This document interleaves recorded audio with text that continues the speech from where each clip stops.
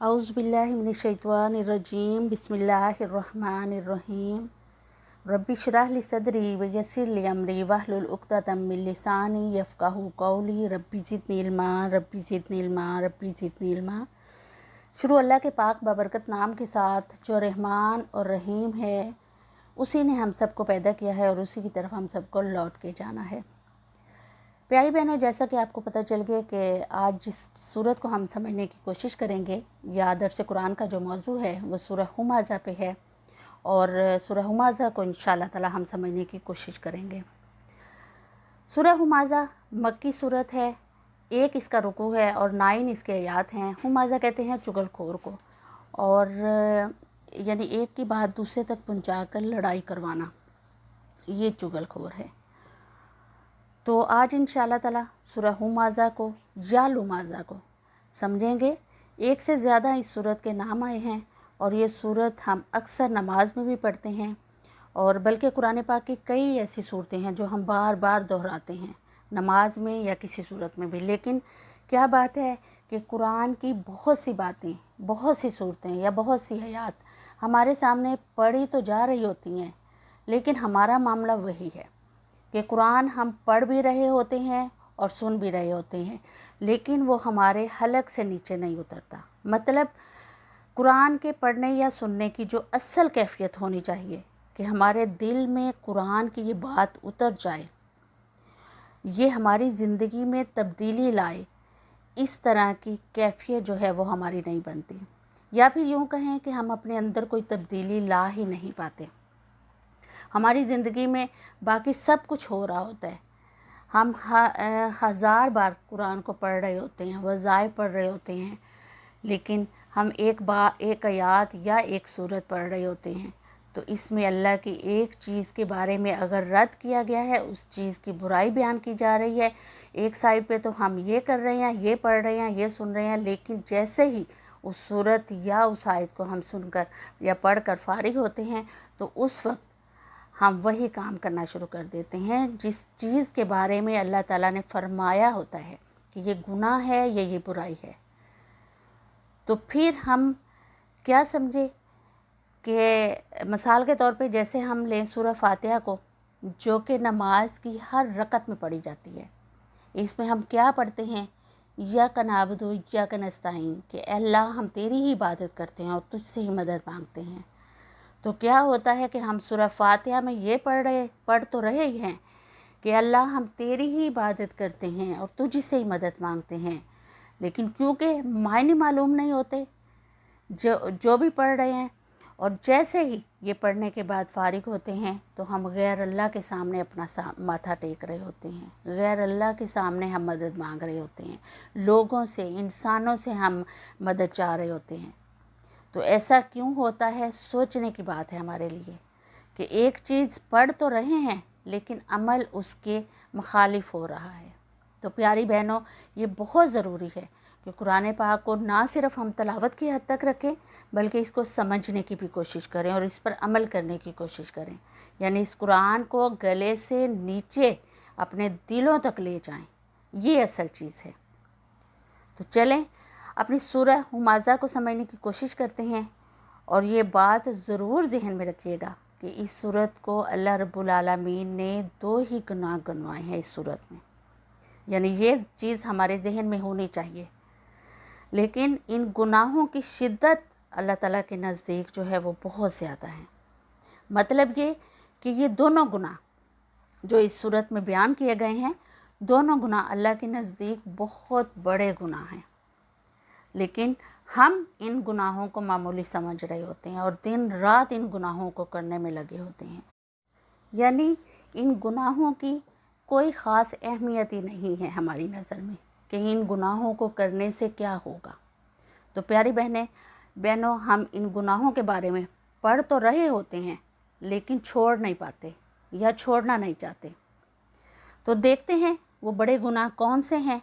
हम इंशाल्लाह सूरह हुमाज़ा का जो है लफ्ज़ कोशिश करेंगे लफ्ज़ी तर्जुमा करने की, और फिर उसकी आयात जो हैं वो लेके चलेंगे, उसकी तशरीह जो है वो करेंगे इंशाल्लाह, तफसीर में जाने की कोशिश करेंगे। बिस्मिल्लाहिर्रहमानिर्रहीम। شروع اللہ کے نام سے جو رحمان اور رحیم ہے۔ ویل، ویل تباہی ہے، ہلاکت ہے، افسوس ہے، لکلی اس کے لیے، ہمازہ جو عیب نکالتا ہے، اشارے کرتا ہے، لمازہ لان تان کرتا ہے، غیبت کرتا ہے، الذی جو جمع کرتا ہے، مالم مال و عددہ اور گن گن کر رکھتا ہے، یحسب خیال کرتا ہے، انا مالہ کہ اس کا یہ مال، اخلدہ ہمیشہ اس کے پاس رہے گا، کلا ہرگز نہیں، لا ینبذن وہ ضرور ڈالا جائے گا، فی الحطامہ چکنا چور کر دینے والی جگہ پر، یعنی حطامہ میں، وما اور کیا، ادراکا تمہیں معلوم ہے، تم جانتے ہو، مل حطامہ کیا ہے، حطامہ کیا ہے چکنا چور کر دینے والی، نار اللہ اللہ کی آگ، موقدہ بھڑکتی ہوئی آگ، التی جو تطلع جا پہنچے گی، علی الافئدہ دلوں تک، انہا بے شک وہ آگ، علیہم ان پر، مؤصدہ مسلط کر دی جائے گی، فی امادم ستونوں میں، ممددہ لمبے لمبے اونچے اونچے ستونوں میں۔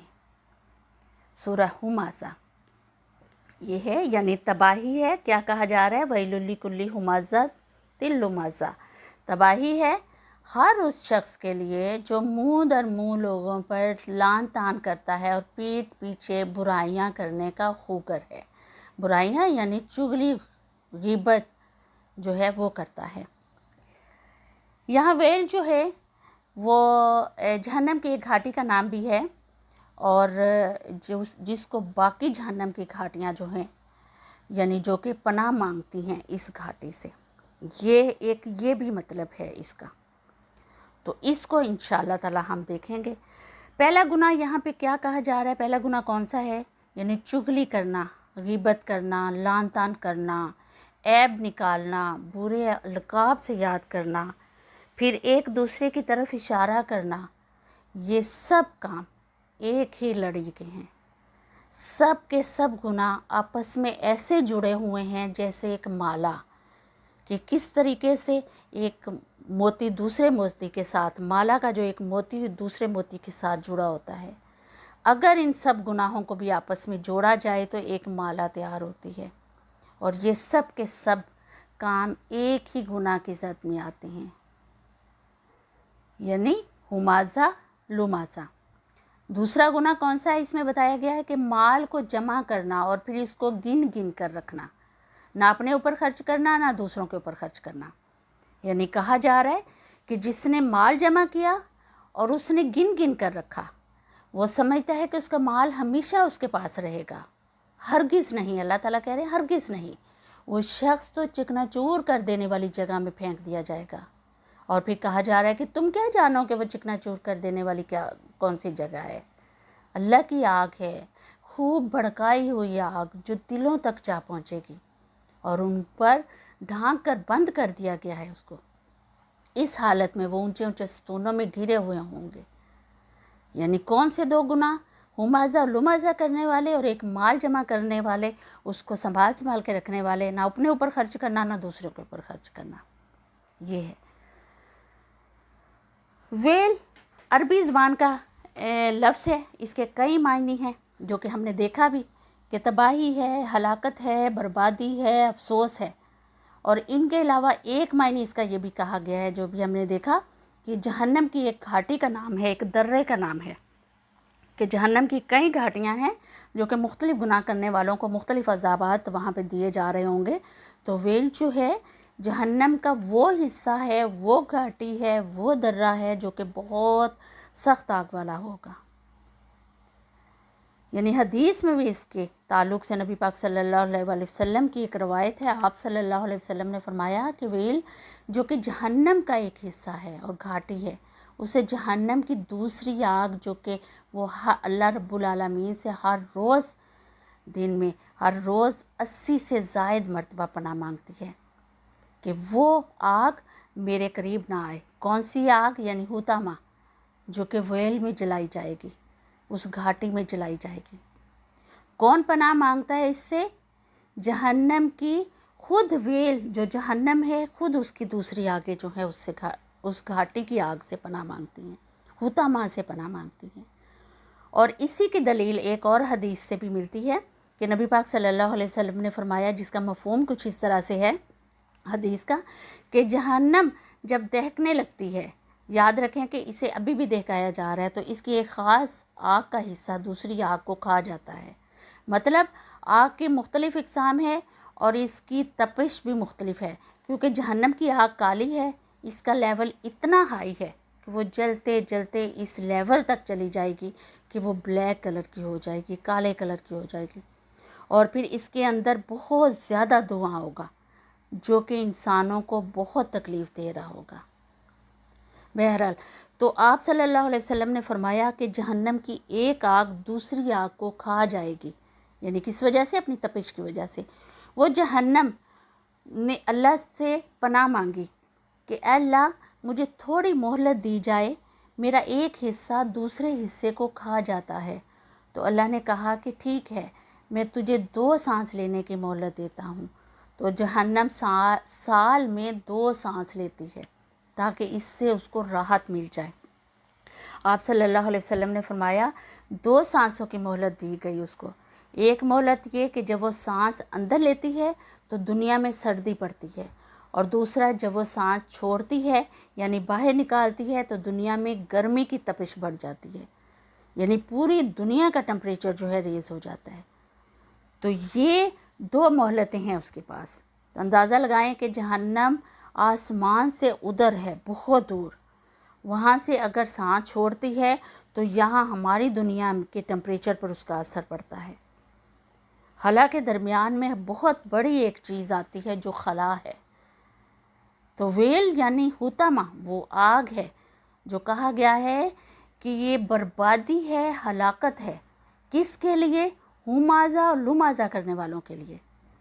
अब ये हुमाज़ा और लुमाज़ा क्या है? मुफस्सरीन कहते हैं कि किसी के सामने ग़ीबत करना, यानी किसी के सामने उसके ऐब टटोलना। जो सामने ऐब टटोलता है वो ऐब कहलाता है, जो पीछे से करता है वो ग़ीबत कहलाता है। यानी किसी के सामने बज़रिया ज़बान उसको बुरा भला कहना, उसको ज़लील करना, उसके जाने के बाद या उसके सामने इशारों के साथ उसको ज़लील करना, दूसरों को ताने देना, ऐब ढूंढ ढूंढ कर उसकी पीठ पीछे बुराइयां करना, किसी को देखकर उंगलियां उठाना, आंखों से इशारे करना, उसकी ज़ात में कीड़े निकालना, चुगलियां करना, ग़ीबत करना और फिर आपस में उनके लड़ाई डलवाने की कोशिश करना, बुरे बुरे नामों से पुकारना, ये सब के सब हुमाज़ा और लुमाज़ा के मायने में आते हैं। यहाँ पे मुफस्सरीन कहते हैं कि हुमाज़ा या लुमाज़ा कुछ ना कुछ किसी के सामने या उसकी पीठ पीछे बुराई करना, फिर चाहे वो आंखों के इशारे से हो या हाथों के इशारे से हो। ये तमाम चीज़ें अगर जमा की जाएं तो हुमाज़ा और लुमाज़ा के मायने में आती हैं, और इन गुनाहों को हम मामूली समझते हैं। अल्लाह रब्बुल इज़्ज़त की इतनी बड़ी वईद इसके बारे में आई है और हमारे लिए कोई बात ही नहीं है। ऐब टटोलना, ग़ीबत करना, चुगली करना, आप यूँ समझें कि मुंह पर बुराई करने वाला हुमाज़ा और पीठ पीछे बुराई करने वाला लुमाज़ा।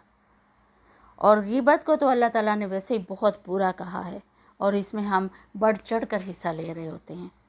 सूरह हुजरात में अल्लाह ताला फरमाते हैं कि ग़ीबत करना ऐसे है जैसे अपने मुर्दा भाई का गोश्त खाना। भाई से मुराद यानी मुसलमान भाई, मोमिन भाई। शरीयत इस्लामिया में एक इंसान की बहुत ज़्यादा अहमियत है। अगर हम नबी पाक सल्लल्लाहु अलैहि वसल्लम का वो वाक़या देखें, आपको याद होगा कि आप सल्लल्लाहु अलैहि वसल्लम ने एक बार काबा के करीब खड़े होकर ख़ताब कर रहे थे और कहा कि ए काबा, तू हमारे लिए मुक़द्दस है, मोहतरम है, हमारा किबला है, लेकिन यहाँ तुझसे भी मुक़द्दस और मोहतरम एक ज़ात रहती है और वो है इंसान। क्योंकि देखें, काबा मिट्टी का है, पत्थर का बना हुआ है, टूट सकता है फिर बन सकता है, लेकिन एक इंसान के साथ ऐसा नहीं हो सकता। कि इंसान की अहमियत यहाँ बताई जा रही है इस हदीस में। इंसान के अंदर क्या है? खून, यानी उसकी जान, इज़्ज़त, माल, और ये तीनों चीज़ें एक दूसरे पर हराम है। इसी तरह हिज्जतुल विदा के मौका पर भी आप सल्लल्लाहु अलैहि वसल्लम ने फरमाया कि जिस तरह इस शहर की हुर्मत है यानी मक्का, और इस दिन की हुर्मत है यानी अरफा का दिन, और इस महीने की हुर्मत है यानी जुल्हज्जा का दिन महीना, तो इसी तरह तुम्हारी जान, तुम्हारा माल और तुम्हारी इज़्ज़त भी एक दूसरे के लिए मोहतरम है, जिस तरह ये दिन, ये महीना और ये शहर मोहतरम है। यानी हम एक दूसरे की इज़्ज़त नहीं उतार सकते, ना खून बहा सकते हैं, ना माल लूट सकते हैं। और फिर हुमाज़ा और लुमाज़ा इंसानी इज़्ज़त के अंदर आते हैं। हम औरतें खुसूसन एक दूसरे की बुराई करने में लगी होती हैं, यानी हम औरतों ने तो ज़्यादा ही चुगली गिबत को अपना मस्कन बनाया हुआ है। और फिर हम औरतों में बात करने की सलाहियत ज़्यादा है, लेकिन हम अपनी सलाहियत का गलत इस्तेमाल कर रहे होते हैं। हर आदमी से उसको दी जाने वाली नेमत की पूछ-गिछ होगी। हम औरतों से ज़्यादा पूछ-गिछ होने वाली है मर्दों के मुकाबले में। क्यों होने वाली है? इसलिए कि आज की जदीद साइंस भी ये कहती है कि अल्लाह रब्बुल आलमीन ने औरतों को बात करने की सलाहियत मर्दों से ज़्यादा दी है। वो इसलिए कि इंसानी दिमाग के दो हिस्से हैं, एक लेफ़्ट और एक राइट। बीच का हिस्सा जो है वो तालू है। तो इस तालू की दोनों साइड के हिस्से इंसान को बात करने में मदद देते हैं। और कहा गया है कि एक वक्त में एक औरत के जहन में 7,000 से ज़्यादा लफ्ज़ आ सकते हैं। ये साइंस कहती है हमारी। यानी औरतों के दोनों हिस्से एक्टिवेट होते हैं जो कि उसको बात करने में मदद दे रहे होते हैं, लेकिन मर्दों में एक हिस्सा बात करने में मदद देता है और एक हिस्सा डेड होता है। उनका दूसरा हिस्सा उस वक्त हरकत करता है जब कोई ख़ास माहौल आ जाता है, यानी कोई ख़ास मामला पेश आ जाता है और वहाँ उनको कोई फ़ैसला लेना होता है, यानी फ़ैसला कुन माहौल। अब दोनों को ही अल्लाह ने सलाहियत दी है। एक को बातें करने की अगर सलाहियत दी है तो दूसरे को फ़ैसला करने की सलाहियत दी है, लेकिन हम दोनों अपनी अपनी जगह पर इन सलाहियतों का गलत इस्तेमाल कर रहे होते हैं, यानी इनको ज़ाया कर रहे होते हैं, इनसे फ़ायदा नहीं उठा रहे होते। अगर हमें बोलने की सलाहियत औरत को दी गई है तो किस लिए? कि बच्चों की तरबियत करे, वो अपने घर के माहौल को बेहतर बनाए। और मर्द को जो सलाहियत दी है कि फ़ैसला करे, बेहतरीन फ़ैसला करे, क्योंकि औरतों में फ़ैसला करने की सलाहियत कम होती है। तो ये अल्लाह ताला ने फरमाया है। फिर इसी तरह हम अगर दूसरे अपने बुराई, दूसरे गुनाह को देखते हैं जिसका जिक्र यहाँ पे किया गया है कि माल को जमा करना और फिर गिन गिन कर रखना, ना ही अपने ऊपर खर्च करना, ना दूसरे के ऊपर खर्च करना, ना सदका करना, या फिर यूँ कहें कि दूसरों पर बुराई जो है वो ज़ाहिर करना, उसकर मालदारी का उसके ऊपर मुजाहरा करना। हम क्या सोचते हैं? माल है तो सब कुछ है, यानी मालदार की ही इज़्ज़त है, और ये गुमान हम करते हैं कि इसकी वजह से मैं हमेशा ज़िंदा रहूँगा। देखें प्यारी बहनों, माल जमा करना शरीयत में हराम नहीं है, लेकिन वो माल हराम है जिसकी ज़कात ना दी जाए, जो अहकामात थे वो अदा ना किया जाए, अल्लाह की राह में ख़र्च ना किया जाए, बस पैसे से ही प्यार हो। जहाँ जहाँ शरीयत ने ख़र्च करने का हुक्म दिया है वहाँ ख़र्च ही ना करें। ये सब की वजह, यानी सब जो है बहुत बड़ी पकड़ में आएंगे अगर ऐसा नहीं हम करेंगे तो अल्लाह ताला इस पकड़ का यहाँ पे बयान कर रहे हैं। फिर माल से मोहब्बत हर इंसान की फ़ितरत है कि वो माल से मोहब्बत करता है। शरीयत इस फ़ितरत को ख़त्म नहीं करती, हाँ लगाम ज़रूर डालती है, यानी एक कंट्रोल के साथ जमा करना और एक कंट्रोल के साथ खर्च करना। ज़कात, सदका, इन्फाक फ़ी सबिलिल्लाह। फिर हमारे सामने देखें सहाबा इकराम की ज़िंदगियों की मिसाल, सहाबियात की, खुद नबी पाक सल्लल्लाहु अलैहि वसल्लम की मिसालें कि किस तरीके से इन्फाक फ़ी सबिलिल्लाह किया करते थे, किस तरीके से दिल खोल के अल्लाह ताला के रास्ते में दिया करते थे।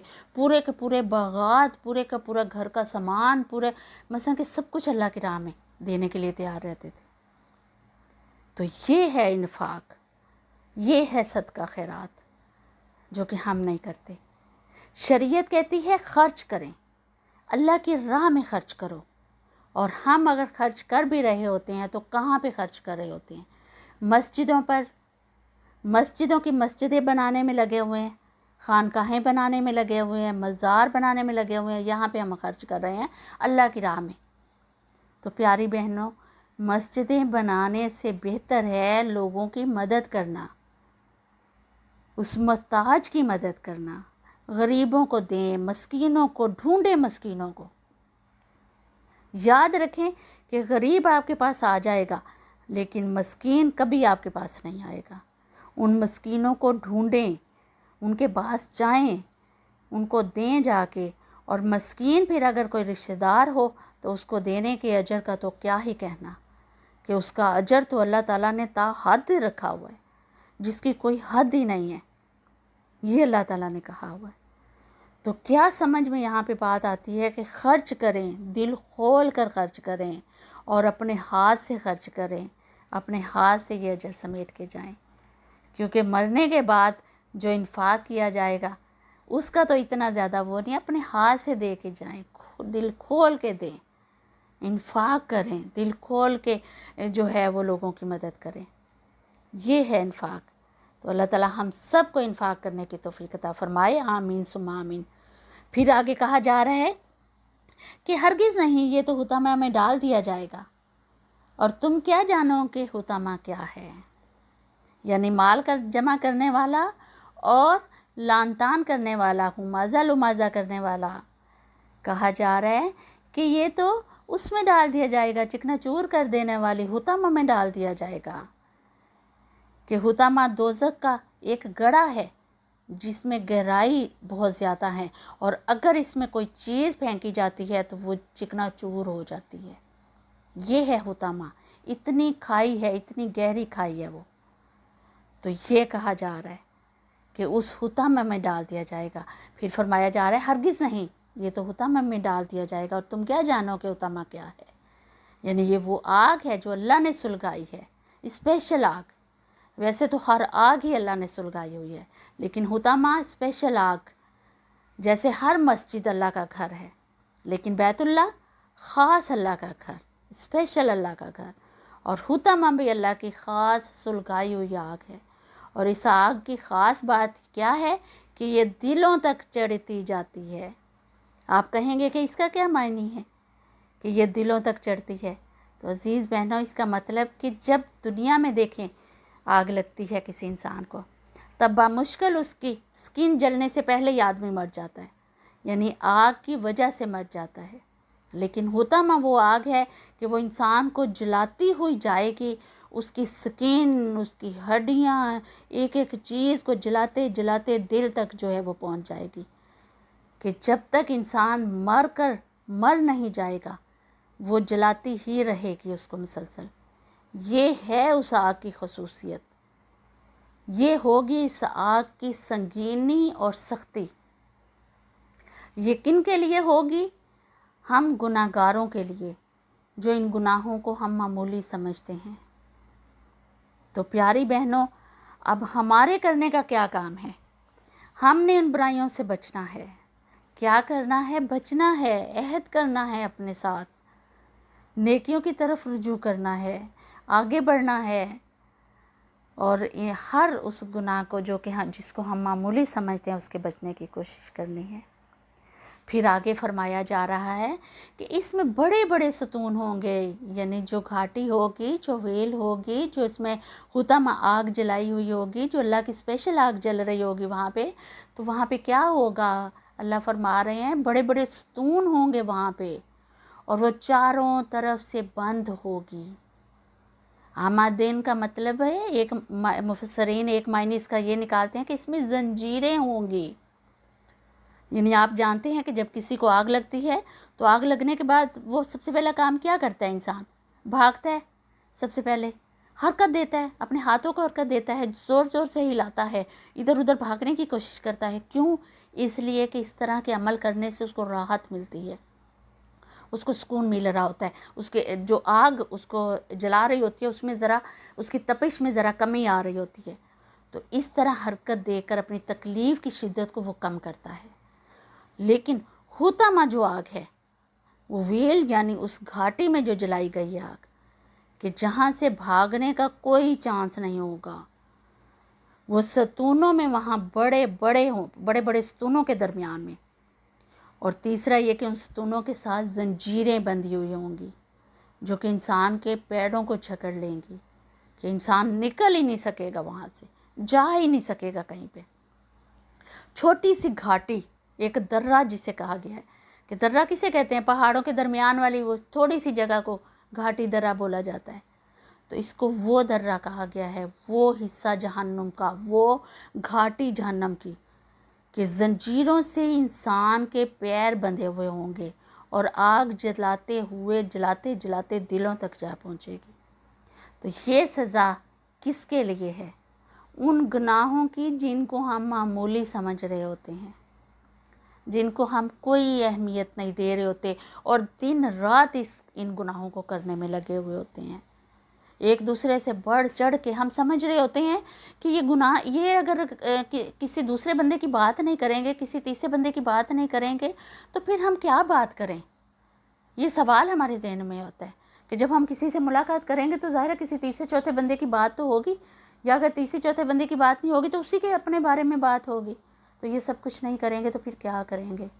لیکن دیکھ لیں، جس کو ہم معمولی سمجھ رہے ہیں اس کو اللہ تعالیٰ کیا کہہ رہے ہیں، اس کے بارے میں اللہ تعالیٰ کیا بیان کر رہے ہیں۔ تو پیاری بہنوں، آج سے ہم وعدہ کرتے ہیں کہ ہم ان گناہوں سے ہر ممکن بچنے کی کوشش کریں گے۔ اللہ پاک ہم کو استقامت دے، ہمارے لیے آسانی پیدا کرے، آمین ثم آمین۔ جزاک اللہ خیر۔ سبحانک اللہم و بحمدک، اشہد لا الہ الا انت، استغفرک و اتوب الیک۔